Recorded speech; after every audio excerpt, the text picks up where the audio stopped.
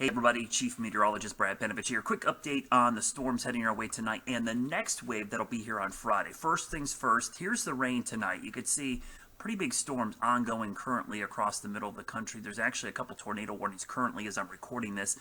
Parts of Arkansas, northern Mississippi into northern Alabama. Now this is heading our way, but not the severe part.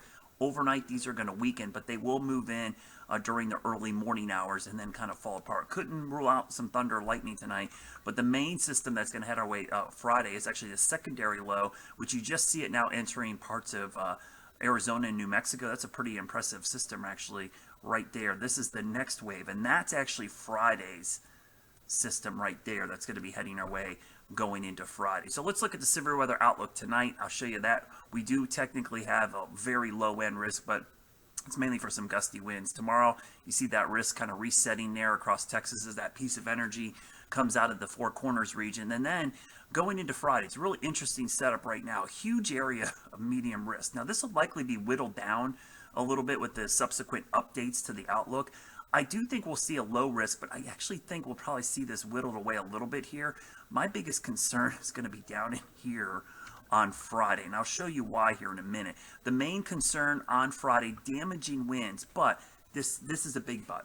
It always hinges on the amount of instability that we have if we see this tornado risk go up or down. Again, there's a ton of wind energy with this system. That is not what we're lacking at all. In fact, let me show you the breakdown of some of the points here.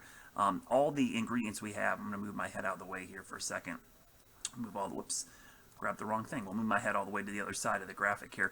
So you can see, strong wind energy in place, storm fuel, that means heat and humidity. A little bit questionable, though. I'm thinking we're going to see a little bit more of that. The trigger, the reason there's a question mark here, it's not that I don't think we're going to have a trigger for storms. It's the timing of the front. Right now, there's not a lot of indication we're going to get a big line of storms out of this system. So that's the only problematic part of this. So let me show you the future cast. I'm going to go right to it. We'll start with tonight, and you'll see the rain. Those storms that are currently to our west, they arrive after 2 in the morning, so 3, 4 o'clock. Again, some rumbles of thunder, maybe some gusty winds here. Could not rule out some small hail. Got to keep an eye on these. These might be a little surprising in the overnight hours. Things will calm down after sunrise tomorrow. We get into a lull with just some scattered showers on Thursday. As we head towards Friday morning, the initial part of this is we see rain early on.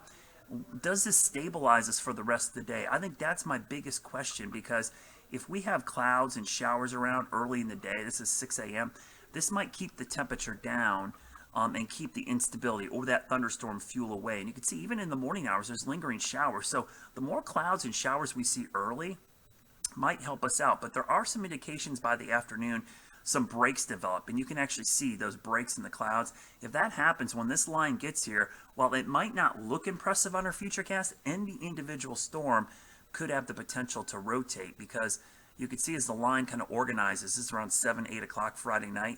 Again, nothing that jumps off the chart here, but again, maybe this cell, maybe this cell.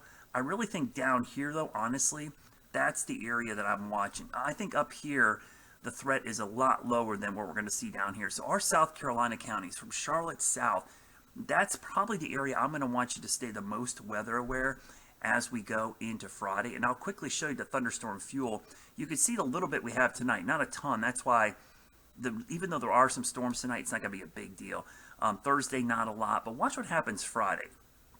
We'll go into Friday afternoon, right ahead of that line. You see that?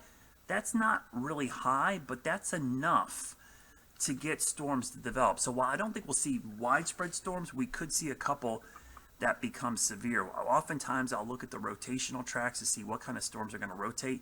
You can see a couple tonight could have some rotation, but again, they're not going to be surface-based, so we're not really concerned about that. Friday's the day that we probably have better ingredients, so let's go into Friday.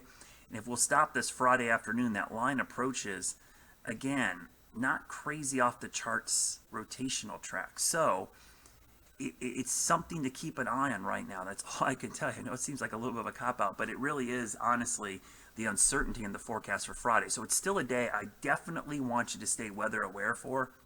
I'll go back to the timing here. Again, we're talking that late afternoon, early evening time frame. A couple things that could make the threat go up or down would be cooler air in place. That would reduce the threat. A lot of the energy lifting north. One thing that could increase the threat, though, is more warm, humid air surging in ahead of this front, which would produce more widespread showers and storms. And speaking of that front, I want to show you the surface map real quickly here and kind of show you why some of the energy might not be as strong as we're seeing and why there's some uncertainty. I'm going to stop it right here. You see the low pressure system. There it is, right there. Now, if this low pressure was tracking this due east at us, I'd be a lot more concerned about Friday. But watch what happens. The energy goes up here and really pulls away from the main storm line that is heading our way. So watch as this unfolds. See how the low is lifting up to Cincinnati, going to Cleveland?